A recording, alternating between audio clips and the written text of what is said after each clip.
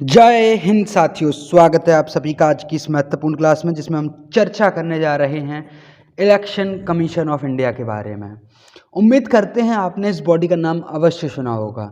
जो लोग 18 साल से ऊपर के हैं उन्होंने तो इसके द्वारा जो कार्य किए जाते हैं उनमें भी सम्मिलित हुए होंगे। जी हाँ, मैं बात कर रहा हूँ आपके मताधिकार, आपके वोट डालने के अधिकार के बारे में, जो कि आप लोगों ने अवश्य किया होगा, चाहे वह पंचायत चुनाव में हो, चाहे वह विधानसभा चुनाव में हो, चाहे वह लोकसभा चुनाव में हो। आपने अपने वोट का अधिकार, वोट के मताधिकार का उपयोग अवश्य किया होगा। यदि नहीं किया है तो अवश्य करिए, क्योंकि ये काफ़ी ज़्यादा इम्पोर्टेंट कार्य होता है देश की सरकार को चुनने का। चलिए, हम बात करने जा रहे हैं इस बॉडी के बारे में, इलेक्शन कमीशन ऑफ इंडिया के बारे में। इलेक्शन कमीशन ऑफ इंडिया के बारे में आज हम बात कर रहे होंगे इस सेशन के अंदर। कॉन्स्टिट्यूशनल बॉडीज़ क्या होती हैं, स्टैट्यूटरीज बॉडीज़ क्या होती हैं, किस तरह से दोनों बॉडीज़ अलग अलग होती हैं और क्या कार्य होता है इस इलेक्शन कमीशन ऑफ इंडिया का, क्यों ज़रूरत पड़ी इस बॉडी की और किस तरह से ये भारत में कार्यरत कर रही है ये बॉडी, जानेंगे आज की इस महत्वपूर्ण सेशन में। तो साथियों, सबसे पहले हम बात करते हैं इलेक्शन कमीशन के बारे में। तो इलेक्शन कमीशन जो है एक परमानेंट, एक इंडिपेंडेंट और एक कॉन्स्टिट्यूशनल बॉडीज़ है। कॉन्स्टिट्यूशनल बॉडी का मतलब है, यानी कि इस बॉडी के बारे में हमारे संविधान के अंदर लिखा हुआ है, कॉन्स्टिट्यूशन के अंदर ये एक रिटन बॉडी है। इसके लिए कुछ आर्टिकल्स जो हैं संविधान ने स्पेसिफाई कर रखे हैं। That means article number 3 to 4 से लेकर आर्टिकल नंबर 3 to 9, यानी कि आर्टिकल नंबर 324 से लेकर आर्टिकल नंबर 329 तक इलेक्शन कमीशन ऑफ इंडिया के लिए आर्टिकल्स जो हैं वो आते हैं। वहीं जब हम स्टैट्यूटरी बॉडीज़ के बारे में बात करते हैं, स्टैट्यूटरी बॉडीज़ वो होती हैं जो कि हमारे संविधान में लिखी हुई नहीं होती हैं, हालांकि उनको पार्लियामेंट एक्ट्स के तहत लाया गया होता है। उदाहरण के तौर पर central vigilance commission, law commission of India, national dairy development board, ये सारी की सारी बॉडीज़ हमारे संविधान में मेंशन नहीं थी। जब हमारे देश को इन बॉडीज़ की ज़रूरत हुई तो पार्लियामेंट के एक्ट्स के थ्रू इन बॉडीज़ को बनाया गया, तो उनको हम स्टैट्यूटरीज बॉडीज़ बोलते हैं, और कॉन्स्टिट्यूशनल बॉडी जो कि पहले से ही हमारे संविधान में लिखी गई हैं। तो उम्मीद करते हैं आपको कॉन्स्टिट्यूशनल बॉडीज और स्टैट्यूटरी बॉडीज़ के बीच में अंतर समझने में आया होगा। तो इलेक्शन कमीशन जो है उनमें से ही एक कॉन्स्टिट्यूशनल बॉडी है। अब हम जानते हैं इलेक्शन कमीशन के बारे में। तो साथियों, जब हमारा देश आज़ाद हुआ सन 15 अगस्त 1947 को, तो उस आज़ाद देश को आज़ाद सरकार, यानी कि जनता के द्वारा चुनी हुई सरकार की ज़रूरत थी। अब देश के अंदर चुनाव कौन करवाए, तो उस चुनाव को करवाने के लिए हमारे संविधान ने पहले से ही एक बॉडी बना रखी थी जिसका नाम था इलेक्शन कमीशन। अच्छा, अब इलेक्शन कमीशन के अंदर ये जिम्मेदारी तो थी, तो 26 जनवरी 1950 को ये भारत को बॉडी बनकर तैयार होती है, और देश के अंदर जो पहले जनरल इलेक्शंस होते हैं वो 1952 में हमारी पहली बार भारत चुनी हुई सरकार जो होती है हमारे देश को पहली बार मिलती है। तो 1950 में जब इसका फॉर्मेशन होता है तो उसके ऊपर जिम्मेदारी होती है कि पूरे देश के वोटर्स जो भी हैं उनको रजिस्टर करना, और साथ ही साथ देश के अंदर एक चुनाव करवाना जो कि एक जनता के द्वारा चुनी हुई सरकार को देश को दे सके। तो इस चुनाव को करवाने की जिम्मेदारी जो होती है उस समय सुकुमार सेन जो होते हैं वो इसके इलेक्शन कमिश्नर होते हैं। तो इलेक्शन कमीशन कुछ इस तरीके से फॉर्म होता है और हमारे संविधान में कुछ इस तरीके से लिखा गया होता है। अब हम बात करते हैं इलेक्शन कमीशन के बारे में। तो इलेक्शन कमीशन जो है एक परमानेंट और एक इंडिपेंडेंट बॉडी है। इंडिपेंडेंट का मतलब है इसके ऊपर ना तो राष्ट्रपति के आदेश का कोई फ़र्क पड़ेगा, ना ही प्रधानमंत्री के आदेश का फ़र्क पड़ेगा, यानी कि इंडिपेंडेंट होकर अपने कार्य को कर सकते हैं लेकिन संविधान के दायरे में रहते हुए।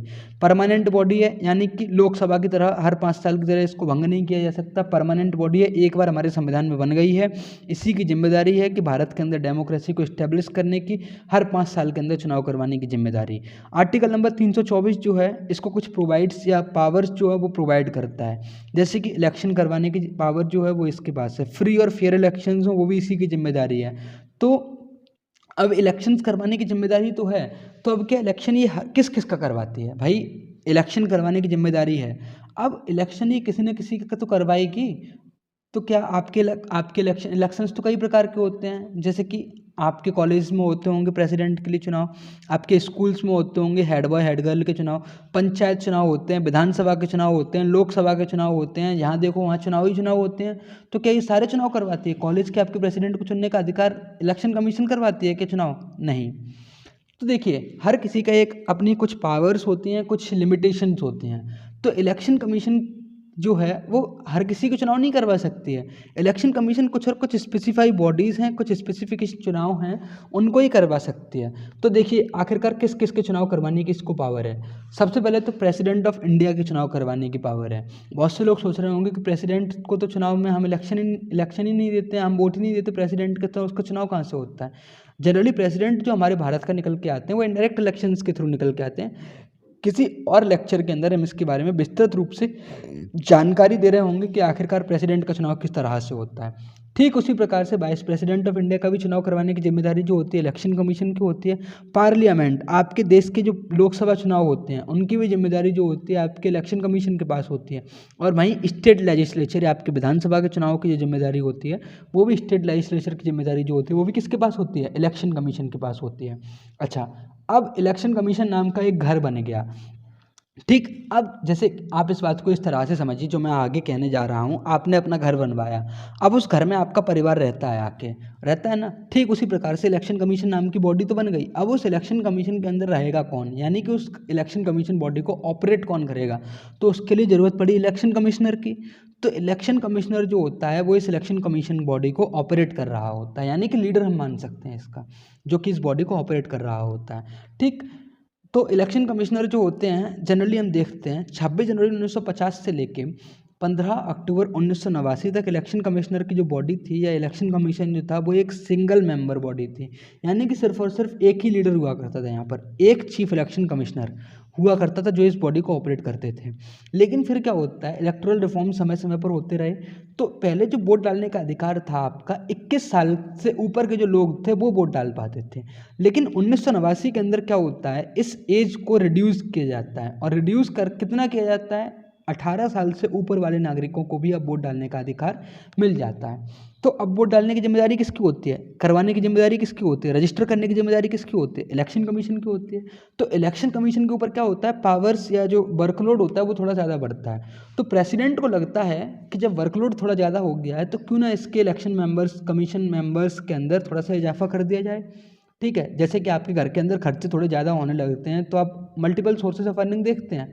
ठीक उसी प्रकार से प्रेसिडेंट को लगा कि भाई इसके ऊपर वर्कलोड थोड़ा ज़्यादा हो रहा है, थोड़ा सा अल्टरनेटिव बेस देखते हैं। तो उन्होंने क्या किया, इस सिंगल मेंबर बॉडी को 3 मेंबर बॉडी के अंदर बना दिया, यानी कि एक इलेक्शन कमीशन, एक चीफ इलेक्शन कमिश्नर और बाकी के 2 इलेक्शन कमिश्नर। ऐसा कार्य कब किया गया, भारत के राष्ट्रपति के द्वारा 16 अक्टूबर 1989 के दिन। अच्छा, अब 16 अक्टूबर 1989 के दिन कर दिया गया। अब जनवरी 1990 के अंदर इसको फिर से अबॉलिश कर दिया गया, मतलब फिर से ये सिंगल मेंबर बॉडी बन जाती है। कब, जनवरी 1990 के अंदर। अच्छा, अब जनवरी 1990 के अंदर जब ये सिंगल मेंबर बॉडी बनती है, उसके बाद फिर से नरसिम्हा राव की सरकार के अंदर, पीवी नरसिम्हा राव जी की सरकार के अंदर इसको फिर से मल्टी मेंबर बॉडी बनाया जाता है। 1993 के अंदर इलेक्शन कमीशन जो है वो आपकी मल्टी मेंबर बॉडी के तहत बनकर तैयार होती है, और साथ ही साथ तब से लेके आज तक जो इलेक्शन कमीशन है वो एक मल्टी मेंबर बॉडी है। मल्टी मेंबर बॉडी का मतलब है आपका एक चीफ इलेक्शन कमिश्नर होंगे और आपके जो 2 हैं वो आपके इलेक्शन कमिश्नर होंगे। हालांकि अब आप लोग के मन में प्रश्न उठ रहा होगा कि जब 3 मेंबर्स बना दिए गए तो तीनों के पावर्स अलग अलग होंगे, है ना, कुछ सैलरीज वगैरह के अंदर डिफरेंस अलग अलग होगा। तो इसका जवाब है नहीं।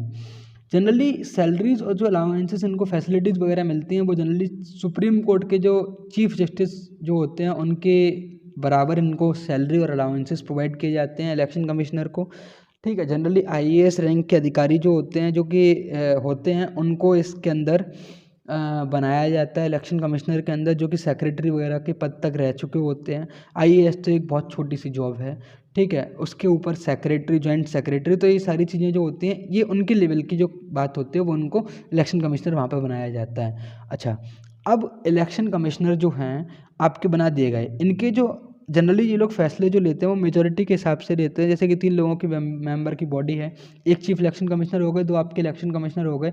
तो यदि एक नाराज़ है, मतलब एक फैसले के विरुद्ध है, और 2 तैयार हैं, दैट मीन्स वो फैसला हो जाएगा। तो जनरली ये लोग मेजॉरिटी को प्रेफर करते हैं जब 3 मेंबर की बॉडी बनी है तो। अच्छा, अब क्या करते हैं, थोड़ा सा इनके टेन्योर के बारे में और जानने की कोशिश करते हैं कि आखिरकार इनका टेन्योर किस किस समय का होता है। सबसे पहले उस टेन्योर को जानने से पहले इनको देख तो लें कि आखिरकार इनको बैठा कौन रहा है इस ऑफिस में। तो इस ऑफिस के अंदर जो अपॉइंटमेंट की जिम्मेदारी जो होती है वो जनरली राष्ट्रपति की होती है, यानी कि प्रेसिडेंट जो हैं वो इनको अपॉइंट करते हैं। अच्छा, अब अपॉइंट ऐसे नहीं करते हैं कि मन में आया राष्ट्रपति के कि साहब फलाने को राम सिंह को अपॉइंट कर दिया हमने कि राम सिंह आज से इलेक्शन कमिश्नर बनेगा, नहीं। उसके लिए भी एक प्रक्रिया होती है, उस प्रक्रिया को थोड़ा सा समझिए। जनरली क्या होता है, जो कैबिनेट होती है, कैबिनेट के द्वारा नाम सजेशन करके भेजा जाता है, प्राइम मिनिस्टर उस नाम को देखते हैं, प्राइम मिनिस्टर उन नामों को छांटते हैं, जैसे 5-6 लोगों के नाम गए कि साहब यही इलेक्शन कमिश्नर के पद के लिए एलिजिबल हैं। अब प्रधानमंत्री उनको देखेंगे, अब प्रधानमंत्री ने देख लिया, अब प्रधानमंत्री के बाद उनमें से सर्कल कर देंगे कि भाई ये हम बनाना चाहेंगे इसको इलेक्शन कमिश्नर। अब प्रधानमंत्री जो है वो उस नाम को रिकमेंड करेंगे किसको, प्रेसिडेंट को, ठीक। प्रेसिडेंट जो है अब उसके ऊपर फाइनल अपने साइन करेंगे और इलेक्शन कमिश्नर वहाँ से अपॉइंट होता है। यानी कि प्राइम मिनिस्टर जो होते हैं अपना नाम भेजते हैं, उसके बाद इलेक्शन कमिश्नर को अपॉइंटमेंट किया जाता है। तो ऐसा ही नहीं होता है कि प्रेसिडेंट के मन में किसी को भी अपॉइंट करने की जिम्मेदारी आई कि राम सिंह को अपॉइंट कर दें, कि श्याम सिंह को अपॉइंट कर दें, तो उनको अपॉइंट कर दिया, नहीं। एक प्रक्रिया होती है, तो उस प्रक्रिया को फॉलो करते हुए जो राष्ट्रपति हैं वो अपॉइंटमेंट लेटर दे रहे होते हैं कि भाई आज से तुम चीफ इलेक्शन कमिश्नर बनते हो या इलेक्शन कमीशन के तुम मेंबर बन रहे हो, ठीक। तो देखिए ये यहाँ पर लिखा हुआ है, prime minister advises the president on the basis of which the appointment is made, neither any Colosseum nor any opposition is engage into the procedure. उम्मीद करते हैं आपको यहाँ तक समझने में आ गया होगा। अच्छा, अब इनके अंदर ऑफिस में हमने भेज दिया, अब जिंदगी भर के लिए तो ये ऑफिस में नहीं रहेंगे, कुछ ना कोई एक कार्यकाल होता है। तो उस कार्यकाल जो इनका डिफाइन किया गया है हमारे संविधान के अंदर, वो कितना किया गया है, 6 साल तक, कि भाई तुम 6 साल तक इस ऑफिस के अंदर कार्यरत कर सकते हो, या फिर जब तक तुम 65 साल की नहीं हो जाते तब तक आप इस ऑफिस में कार्यरत कर सकते हो। इन दोनों में से आप जो चीज़ पहले कर लेते हो, या तो आप 65 साल के पहले हो जाओ तो आप रिटायरमेंट ले जाओ, या फिर आप 6 साल पहले अपनी टेन्योर को कंप्लीट कर लेते हो तो उसके बाद आप रिटायरमेंट ले जाओ, ठीक। अच्छा, अब रिटायरमेंट लेने की तो प्रक्रिया हो गई कि 6 साल बाद इनको रिटायर होना है परमानेंटली, तो 6 साल से पहले भी किसी का मन नहीं होता है ना, स्किलफुल व्यक्ति होते हैं काफ़ी ज़्यादा, है ना, तो मन नहीं करता है कार्य करने का। जनरली ऐसा होता नहीं है, मैं सिर्फ और सिर्फ आपको समझाने के लिए ऐसा बोल रहा हूँ। तो अब क्या होता है, ये रिज़ाइन भी दे सकते हैं, इनके पास रेजिग्नेशन की भी पावर है। रेजिग्नेशन की पावर है लेकिन हटाने की पावर नहीं है। राष्ट्रपति यहाँ पर एक थोड़ा सा समझिए, राष्ट्रपति इनको अपॉइंटमेंट तो कर रहा है, यानी कि इनको बैठाल तो रहा है इस ऑफिस के अंदर, किंतु जब वो एक बार इस ऑफिस के अंदर अपॉइंट हो गए उसके बाद राष्ट्रपति, प्रधानमंत्री, किसी के पास इतनी पावर नहीं है कि वो इनको इस ऑफिस के तहत बाहर निकाल सकें किसी भी आरोप में। जब तक सीरियस एलिगेशंस इनके ऊपर लगाए गए हैं वो प्रूफ नहीं हो जाते, जिस तरह से एक सुप्रीम कोर्ट के जज को निकाला जाता है महाभियोग के तहत, ठीक उसी प्रकार से वही सारी प्रक्रिया को फॉलो करते हुए आप किसी भी इलेक्शन कमिश्नर को हटा सकते हैं। ये एक बहुत बड़ी सिक्योरिटी मिल जाती है इलेक्शन कमिश्नर के तौर पर। तो यानी कि इसीलिए तो एक इंडिपेंडेंट बॉडी बताया गया है कि यानी कि इसके ऊपर किसी भी बॉडीज़ का, किसी भी चीज़ का दबाव नहीं है इस बॉडी के ऊपर, तो इसलिए इतना इंडिपेंडेंस दिया गया है। क्योंकि सरकार चुनने का कार्य जो होता है वो जनरली अल्टीमेटम इसी के पास होता है, इस एक इलेक्शन बॉडी कमीशन के पास इतना सब भार दिया गया है, तो कहीं ना कहीं इंडिपेंडेंस तो दिया जाएगा ना, तो वही इंडिपेंडेंस दिया गया है यहाँ पर आपको। अच्छा, अब थोड़ा सा टेन्योर हमने बात कर ली है, सिक्योरिटी ऑफ टेन्योर के बारे में हम बात कर रहे थे कि अपॉइंटमेंट तो राष्ट्रपति दे सकते हैं किंतु हटा नहीं सकते हैं। हटाया कैसे जाएगा इनको, पहले लोकसभा में या राज्यसभा के अंदर इनके एलिगेशंस को लगाया जाएगा कि इनके ऊपर ये आरोप है, उसके बाद उस आरोप को मेजोरिटी के साथ प्रूफ करना होगा, और यदि मेजोरिटी होती है उसके ऊपर राष्ट्रपति के साइन होंगे, उसके बाद इनको हटाया जाएगा, उससे पहले हटा नहीं सकते। यानी कि सिक्योरिटी इनको काफ़ी तंगड़ी तरीके से मिली हुई है, ये सरकार के खिलाफ जाकर एक्शन ले सकते हैं, सरकार के साथ रहते हुए एक्शन ले सकते हैं, इतना इंडिपेंडेंस इस बॉडी को दिया गया है हमारे संविधान के तहत। तो उम्मीद करते हैं आपको ये इसकी पावर जो है वो थोड़ी सी समझ में आ रही होंगी, ठीक। अब थोड़ा सा और जानने की कोशिश करते हैं कि इनको टेन्योर का जो सिक्योरिटी मिल गई, साथ साथ इनके आपने वो भी देख लिया होगा, इलेक्शन कमिश्नर जो होते हैं, रीजनल कमिश्नर जो होते हैं, उनको भी अपॉइंट किया जाता है रिकमेंडेशन के तहत। अच्छा, अब थोड़ा सा पावर्स तो आपने जान ली, अब थोड़ा सा इसके फंक्शंस को भी जानिए। तो फंक्शंस आखिरकार क्या होते हैं, जनरली ये क्या करते हैं, किसी भी इलेक्शन कमिश्नर, जो भी आप पार्टीज़ देखते हैं, इलेक्शन पार्टीज़ देखते हैं, इंडियन नेशनल कांग्रेस हो गई, भारतीय जनता पार्टी हो गई, तो ये जनरली क्या करते हैं, उन पार्टीज़ को रिकग्निशन का जो कार्य होता है वो इलेक्शन कमीशन का कार्य होता है। इलेक्शन कमीशन जो होती हैं पार्टीज़ को रिकॉग्नाइज करती हैं, ठीक। नेशनल पार्टी कौन सी होगी, स्टेट पार्टी कौन सी होगी, ये उसका दर्जा देती हैं उस पार्टी को। इलेक्शन सिंबल्स जो अलॉटमेंट किए जाते हैं किसी भी पार्टी को, वो इन्हीं का कार्य होता है। हर 5 साल के अंदर विधानसभा चुनाव, हर 5 साल के अंदर राज्यसभा चुनाव और साथ ही साथ आपके लोकसभा के चुनाव करवाने की जिम्मेदारी होती है इनके ऊपर। जब चुनाव हो रहे होते हैं तो मॉडल कोड ऑफ कंडक्ट, जिसे हम आचार संहिता बोलते हैं, उसको लागू करने की जिम्मेदारी होती है इनके ऊपर।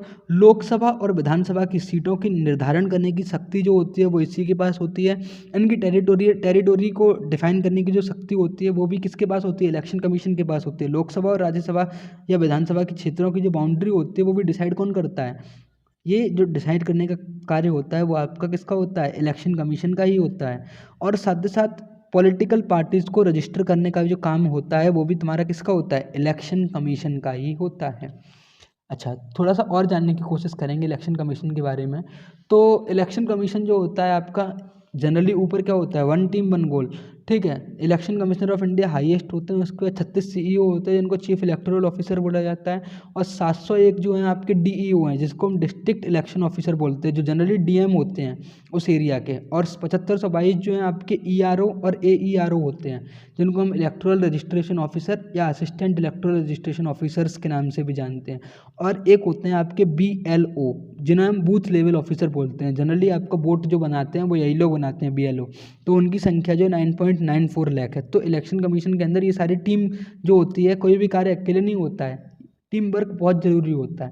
तो वही एक टीम हमने आपको बताई है कि इलेक्शन कमिश्नर तो एक हेड पोजीशन हो गई, उसके बाद जो है ये सारी चीज़ें जो हुए, ये सारी चीज़ें इसके अंदर आ जाती हैं।